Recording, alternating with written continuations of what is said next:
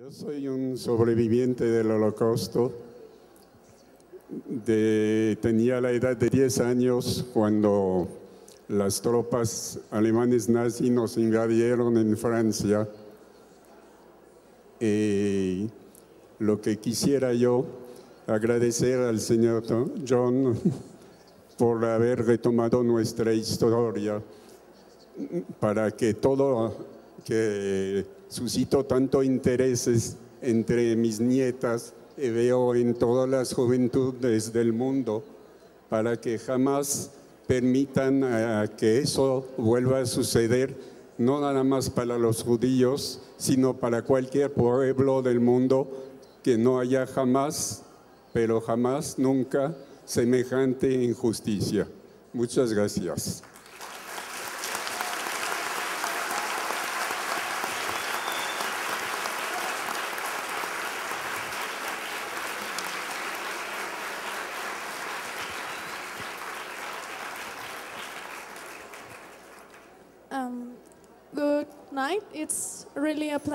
Buenas tardes, es para mí un gran placer estar aquí. Yo quisiera preguntar qué pasa con la mamá de Bruno y Cutler. ¿Algo pasó entre ellos? ¿Tuvieron una relación?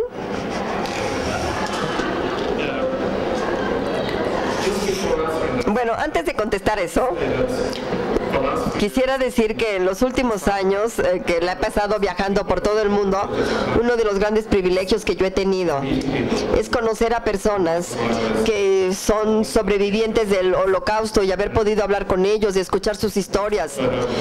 Hablamos acerca de cómo ha cambiado mi vida, pero la mejor parte de la experiencia de este libro para mí es que cuando yo pues sea grande y la gente me pregunte acerca del libro, yo pueda decir, bueno, hubo un par de años en mi vida en que pude viajar y conocer a gente que había pasado por experiencias que yo jamás verdaderamente logré entender, así es que yo le quisiera agradecer al Señor por sus palabras. Ahora sí, pasemos a la pregunta que nos hizo la jovencita. Bueno, yo no sé si ellos tuvieron una affair, bueno, pero en realidad quiero suponer que sí, que sí tuvieron una relación. Pero nada más está en dos frases en el libro. Esa pregunta también me la han hecho, y entonces a veces el público, una parte del público dice, ¿cómo? Y otros dicen, ¡claro! Entonces, ¿por qué? Porque nada más hay un par de frases. Cuando Bruno está escuchando las razones por las que no le gusta Cutler, y entonces dice, bueno, no le gusta que papá, cuando el papá de Bruno no está ahí, Cutler está allí antes de que él se levante. Y hay un momento en que la mamá entra al cuarto y dice, querido, y entonces se da cuenta de que Bruno está ahí y pretende que está hablando con Bruno. Entonces yo espero que sea una alusión sutil, pero sí, lo captaste muy bien, tienen una relación. Estoy muy contenta porque me encantó su novela.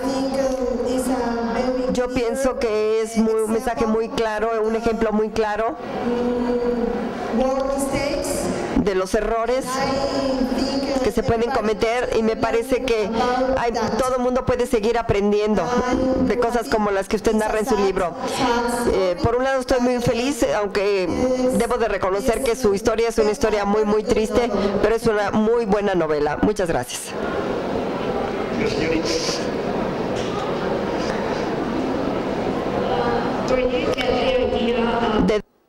Tuvo la idea que Bruno, dice usted, cuando pasan por debajo del alambrado. Bueno, mira, si no escucharon la pregunta de dónde saqué la idea de que Bruno pasa por debajo del alambrado en las partes finales del cuento. Mire, cuando yo empecé a escribir el libro, yo sabía que había algunas cosas, yo sabía que había muchas decisiones que yo iba a tener que tomar acerca de la historia. Y una de esas decisiones iba a tener que ser las cosas en los campos que yo iba a tener que cambiar para poder pues acomodarlas a la historia, como por ejemplo el asunto del alambrado. Y me tomó mucho tiempo decidir si moralmente o éticamente eso era lo correcto. Pero finalmente decidí que lo podía hacer para contar algo en la historia. Pero lo que yo pensé que no podía cambiar, lo que yo tenía que ser absolutamente auténtico, era la manera en que terminaba la historia. Entonces desde un principio yo sabía que la historia tenía que terminar con Bruno y Shmuel, dos muchachos que no habían hecho nada malo a nadie. Bruno es tan inocente como el que más. Y yo sabía que tenía que terminar con su final, porque ese es el final honesto. Y yo recuerdo hace unos años, hace unos 10 años, ¿todos ustedes recuerdan La vida es bella? Yo recuerdo que cuando vi esa película me alteró muchísimo el final de esa película, cuando el niñito se va del campamento, del campo de concentración y ve a su mamá en un campo de cebada o algo por el estilo. Yo pensé que no hay muchos niñitos que salieron del campo y vieron a sus mamás y vivieron felices por siempre jamás. Entonces yo dije, bueno, no, tiene que terminar como terminan estas historias, tiene que terminar con la muerte, porque esa es la verdad. Bruno, al final del libro, ni siquiera sabe que hay una guerra.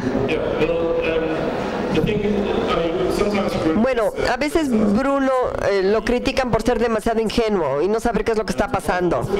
Y lo que yo siempre he sentido es que Bruno ha crecido en una casa en la que su papá siempre ha usado uniforme, en la que siempre han habido soldados, que nunca ha conocido otra realidad diferente de esa. Si tu papá fuera un doctor y llegara a su casa vestido todo el tiempo con el traje del doctor, pues no te asombrarías de ver que tu papá un día llegue con ese bata blanca, ¿verdad? Porque pues siempre la ha usado. Entonces me parece muy razonable que él no haga preguntas. Él sabe que algunas cosas han cambiado. Él menciona en un punto a Shmuel que a él le solía gustar su casa en Berlín muchísimo más antes de que cambiaran las cosas, porque ahora tiene que apagar las luces cuando oscurece y no puede leer en cama en la noche. ¿Y esto por qué es? Por el toque de queda, por las bombas, etcétera. O sea que él sí está consciente de ciertas cosas, pero no está pensando hay una guerra. Él tenía 4 años cuando empezó la guerra. Entonces es la única realidad que él ha conocido, creo. ¿Por qué la Segunda Guerra Mundial? O sea, es un tema que ya se ha utilizado mucho tanto en películas como en libros. Existen muchas cosas de las que hablan. ¿Por qué escoger ese tema? O sea, ¿qué fue lo que hizo que te inspirara la Segunda Guerra Mundial? Bueno, no creo que yo lo seleccioné, sino que la historia me seleccionó a mí. La historia me llegó y así fue como me llegó, y en ese momento, y sobre eso, sobre lo que yo tenía que escribir. Creo a veces que cuando la gente se dice, bueno, otra novela del Holocausto, ¿no? Pero yo creo, sí.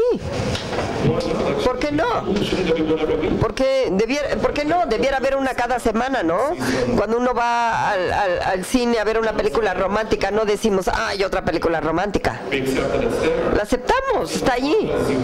Y me parece que siempre que tengas una manera de contar una historia que sea sensible y que no trivialice los hechos y que tenga algo que ofrecer, pues ¿por qué no? Porque yo creo que si es así, debes hacerlo, ¿no? En el último par de años, no nada más con este libro, ¿no? Ha habido otros libros por Marcus Susor y hay otro de Mark Sliceman que también habla sobre la Segunda Guerra Mundial. Han habido otros libros, no nada más este, y más específicamente sobre el Holocausto, y cada libro ofrece algo diferente al lector, ¿no? Y que hace que estas historias sigan con vida. En muchas formas también es una historia muy contemporánea. Nosotros ya hemos visto que hay gente aquí que estaba con vida en esas épocas, es decir, no es algo que pasó hace mucho. Me parece que en muchas formas es una historia muy contemporánea.